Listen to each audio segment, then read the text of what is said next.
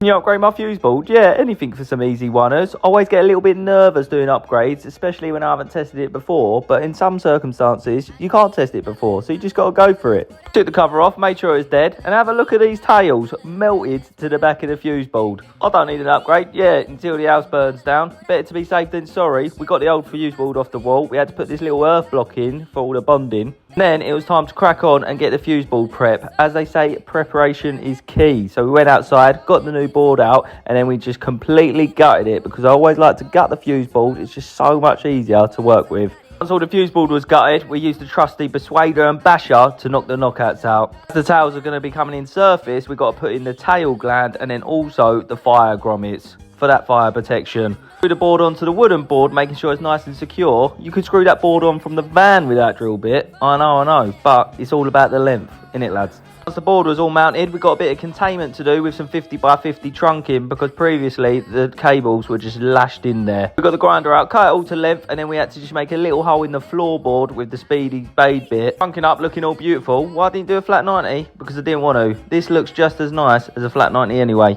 With the twin and earths all into the board ready to go, it was time to get the main tails in. Fuse board upgrades, you can only work with what you got and play with the slack that you've got. So we're going to try and make it as neat as possible. We start off by getting the earths away, because that's the easy part. Once all the earths away, we can hide it with a dim rail, and then it was time to get the lives and neutrals in. Oh yeah, and the main switch. Let's get the RCBOs in, starting with the highest load first. Why is that? Because the main switch is 100 amp, so you might as well work your way down. And then it was just a case of terminating the cables into the top of the breaker.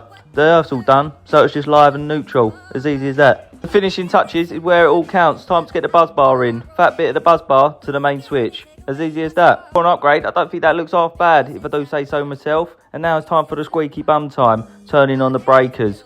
You wouldn't have squeaky bum time if you tested it before. Well, it don't really make much difference, does it? If there's a fault, we're going to find it anyway.